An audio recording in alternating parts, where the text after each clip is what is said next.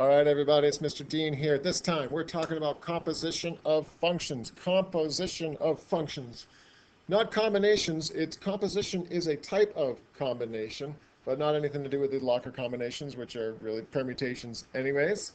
And not this type of combination where you just stick together stuff together like your Canada goose and your zebra and your giraffe and I don't know, a fox at the tail end of that thing. I don't know.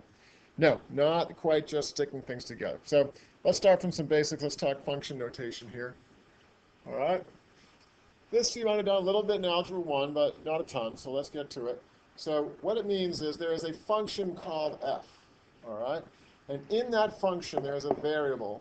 And in this particular function, whatever we're going to call, whatever that function is, called f, that variable is x. All right. Here is what the function is. It's 5x minus 7. All right? So this part on the left-hand side does not mean f times x, even though it may look like that. It is a way of just describing the name of the function and what variable will be in it. All right? What will be in the space of the unknown. So let's take a look at this first one. This one says, in the function f, please put a -3 and find out what happens. So we'll put a -3 in there, and you multiply it out, and you get -22. We can go back to the same exact function, but instead compute it for 2, in for the x. That's 5 times 2 minus 7, that's 3. And we can, of course, even put 0 into the function, and you get -7. It can work in this example like number 2, where the function might be something a little more complicated. This one has 2 spots for the unknown. So if we were to find f of -3, or evaluate, I suppose is the word, then you plug in -3 in both spots. That's the only thing there. So we're going to have -3 squared, and I should put that in parentheses, minus 4 times -3 plus 1. All right? It's important that that -3 goes in for x in parentheses, and we're going to get 9 plus 12 plus 1, 22. Right on. So you can just keep on doing that for 2, plug in 0, you get the gist of that. So that's just function notation for one single function. I want to talk about composition of functions, which is like you have your washer and you got your dryer. Whoops, dryer. Try to spell that again. And all your inputs go in. We'll call those inputs x in this case. And they go into the washer, they wash for a while, out they come, and those are the outputs of the washer. And the outputs of the washer become the inputs to the dryer, right? The dryer, for the most part, only dries things that were in the washer. So your outputs of your washer become inputs to the dryer. No big deal. They're 2 different functions, so we'll call them 2 different names, f of x and g of x. All right? And what comes out of it, of course, clean clothes. Now, one thing I never thought about, I never saw, I wanted to invent it. I did think about it, but I didn't realize that it actually existed, is the washer-dryer combo. All right? And this is the purest sense, the composition of both things. And this is the way you would write it. Your inputs, your washer has to run first. So that's inside the parentheses, your f of x. So all your inputs go in here, your clothes go in there. And then what's kind of neat about this is that they stay there. I never understood why you got to take them out of the washer, put them in another machine.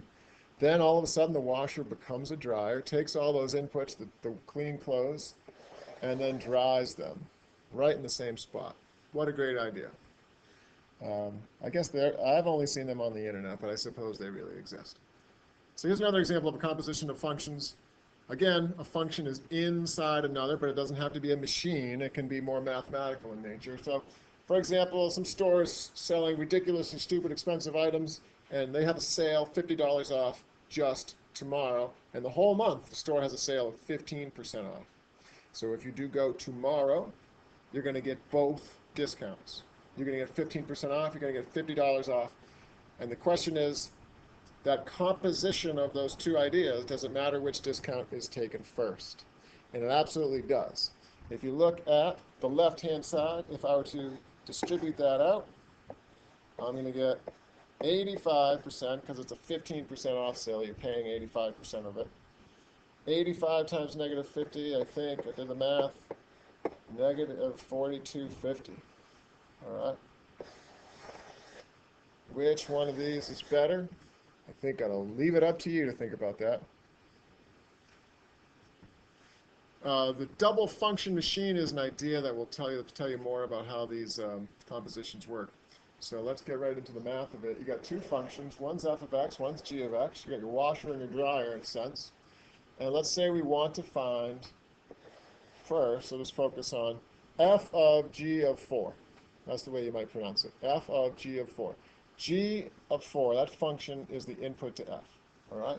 So we start on the inner function, parentheses, right? Inner function.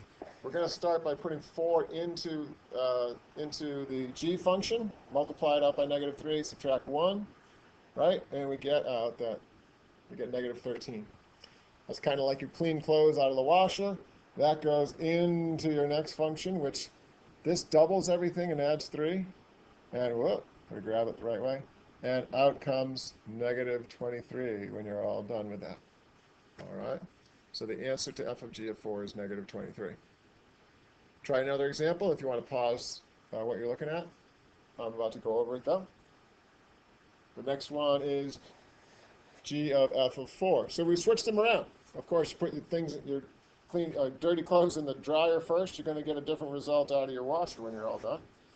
So we'll put 4 in there again. Same 4 as what we did. We're just doing it in a different order. So we put it into f. We put it into f because we're solving this one. We put it into f because that is going to come first in that order. So off it goes. 4 goes in. Boop, goes right into that. And out comes an 11. Right? 2 times 4 plus 3. And that goes into this unit. And let me see, out comes, negative 34. All right, so they're not even the same. And that makes sense. You put your dirty clothes in the dryer first. And then the washer, you're going to get kind of a wet clothes, I suppose, at the end. All right, now, the double, we already did this one. The last thing we want to talk about is graphing and tables. And this can get a little dicey. I'm going to go slow here because it takes a little bit of thought. So we have two functions here. We have the graphs of them, right? We have a straight line, that's the blue one, f of x, slope of 2, y-intercept of 3, and we have g of x, which is your basic parabola down 1, transformed down. All right, so if we put numbers into g of x and take those outputs and put them into f of x, we're going to get a whole new function, which we might as well just call a different letter. We'll call it h of x. So we're going to get a new look. We're going to put these two graphs together. There's two ways to do it. One is with a table. I'm going to start that way. And then I'll switch over to just trying to do it just with the graph. So here it goes. This function says do g first. So if I'm going to take a list of inputs, I'm going to input them into g first, into function g first. So negative 2 is going to go right there. So for the moment, I'm going to find g at negative 2. And that is, replace all my x's with negative 2's. And don't forget those parentheses. On a calculator, you might get a little mixed up. So I believe g of x, or sorry, g at negative 2 is 3. So that output is 3, right? 4 minus 1. Okay. We're going to take that. I'm going to erase all this. That output goes into f. Up there. And goes right here, 2 times 3. And our output, curiously enough, of the whole thing is 2 times 3 minus 3, which is, again, 3. All right, but that doesn't happen every time. Well, let's take a look at negative 1. I'll go a little quicker this time. Use a different color. Negative 1 goes in here. Negative 1 squared is 1. 1 minus 1 is 0. That output is the input to f. I put in 0 into function f, and I get out negative 3. Let's do it again with 0. I'll put in 0 into g. 0 squared minus 1 is negative 1. Put negative 1 now. Don't put 0. Put negative 1 into your next function, f of x. And we get negative 2 minus 3, negative 5. Let me try the last two by we're going to avoid actually that, and we're just going to use the graphs. Let me clean up a little bit here. We're just going to use the graphs alone. How would I do that? Well, my input is 1. So I go along I'm trying to think of a color, I'll use green here, go along the x-axis to 1, and I'll read what happens to g of x, what happens to my parabola. Well, at 1, it happens to be right at 0, right? The red line could have been somewhere else if it was a different graph, but it's right here. So I plug in 1, I get out 0. If I plug in, now my input is 0, what does the blue graph, 2x minus 3, give as an output? It's negative 3. All right? I'm going to do it one more time. I'll do it for 2. Move down to 2. Watch this again. It's easier to do it on a smart board because I can move everything around a little bit. But if I was at 2, all right, notice there's no graph along the x-axis. That's okay. I want to input 2 into g of x, into my red graph because that's the first one.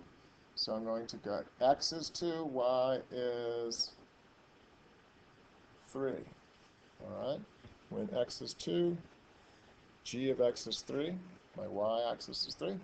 And I'm going to use that 3 now. Now that 3 that was an output is going to come down and become an input.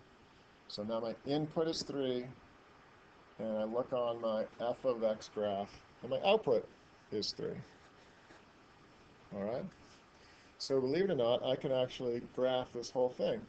These are a list of all my inputs into this function, and this is my new function h of x. So let's get to it. I'm actually going to graph negative 2, comma 3. That is that combo, and then I'm going to do negative 1, negative 3, way down here. And then I'm going to do 0 gets me negative 5. I'm going to do 1 gets me negative 3, and 2 gets me positive 3. All right. I just left that there from the last problem. It should be there. All right, so